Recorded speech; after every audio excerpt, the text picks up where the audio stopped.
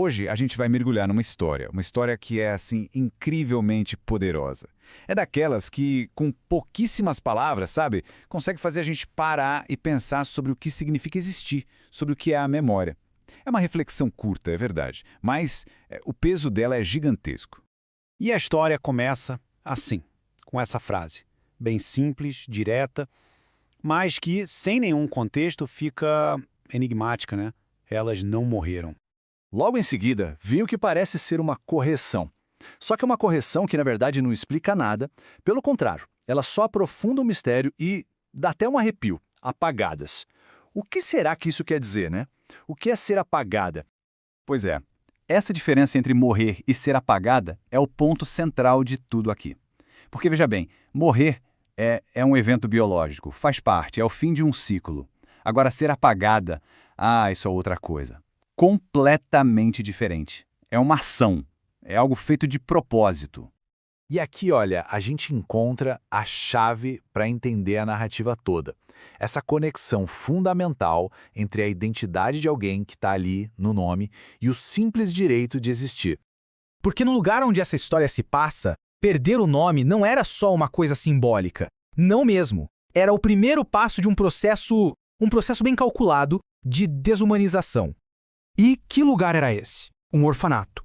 Um lugar que a gente imagina deveria ser de cuidado, de proteção, né? Mas que aqui era um sistema frio, impessoal. Lá não existiam nomes, apenas números. A identidade, a coisa mais básica de uma pessoa, já era tirada logo de cara. E dentro desse sistema todo existia um processo, sabe? Um procedimento quase burocrático para quando a vida de uma daquelas crianças chegava ao fim. E um número como esse não era um número do quarto, não. Não era o número de um armário. Isso era a identidade inteira de uma criança. Tudo o que ela era resumido a 3 dígitos. O processo era assustadoramente simples. Primeiro passo, uma criança ficava doente. E o segundo passo, não era um atestado de óbito, um registro. Era só um ato administrativo. O número dela era simplesmente riscado dos registros.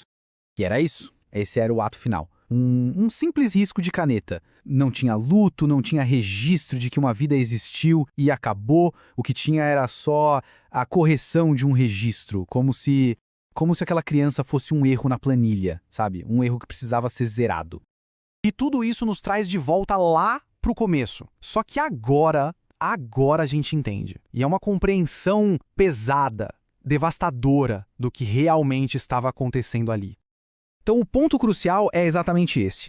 Morrer, por mais triste que seja, ainda é um reconhecimento de que uma vida existiu, sabe? Deixa para trás uma história, uma memória. Agora, ser apagado é a negação de que aquela vida sequer teve alguma importância. É criar um vazio, um nada, no lugar onde deveria existir uma pessoa. E é assim que a gente volta para aquelas palavras do início. Agora elas não são mais um mistério, né? Elas são a declaração de um horror absoluto. A aniquilação não só do corpo, mas de qualquer prova, qualquer vestígio de que aquela pessoa um dia esteve aqui. E isso tudo deixa uma pergunta no ar para a gente refletir.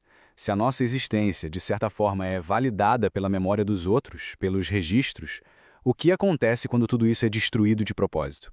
O que ou quem se perde de verdade nesse processo?